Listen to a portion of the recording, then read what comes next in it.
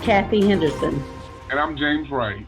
And we're from Improving Community Outcomes for Maternal and Child Health, Mecklenburg and Union Collaborative.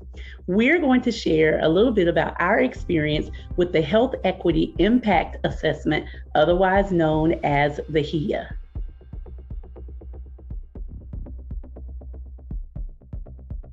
I really enjoyed looking at the data, looking at how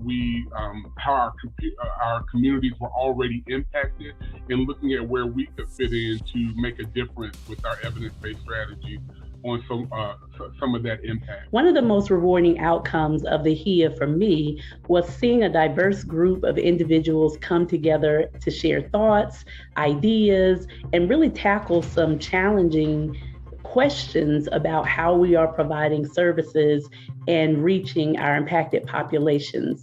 I also really enjoyed the innovation that I saw come out of our discussion, one of those being implementing a male advisory council around maternal and child health. Often the male voice is not emphasized, and the males that participated in the HEIA said they needed to have their voice heard on the matter.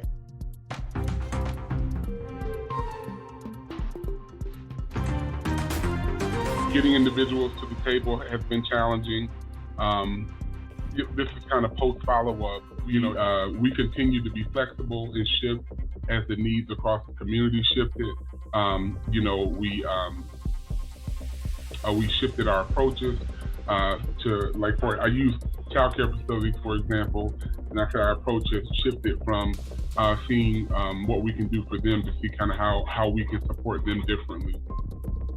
One of the challenges we experienced as we started talking more about reproductive life planning with our impacted population was receiving the feedback from them that some healthcare providers were not friendly, and that when they attempted to utilize some of the tools that we shared, that they did not get answers.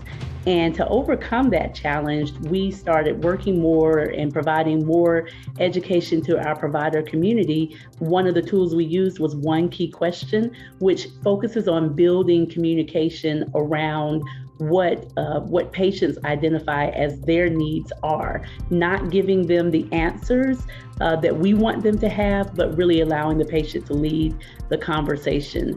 That really made a difference for us.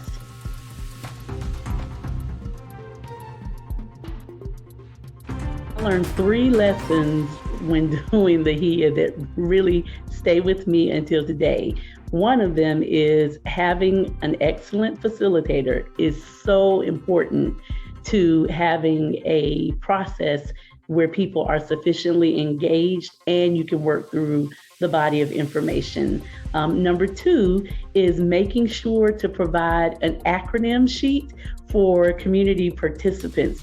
In addition to the HEIA definitions that are part of the HEIA packet, you really need to provide a list of acronyms so people don't feel lost. And third is it is so important to spend time making sure that data is comprehensive and clear. Those were my biggest takeaways. I certainly agree with that, and I think for me, my biggest takeaway was be open to wherever the HEIA leads you. And so, I remember feeling like, we were doing great in one area, but actually, recognizing that the HEIA brought up that we needed to pay closer attention to, for example, parents of children with developmental difficulties. And so that pushed us and motivated us to be more intentional about having training to train individuals across the community that support those families. So, and I think just being open to wherever we can shift and putting those changes in place.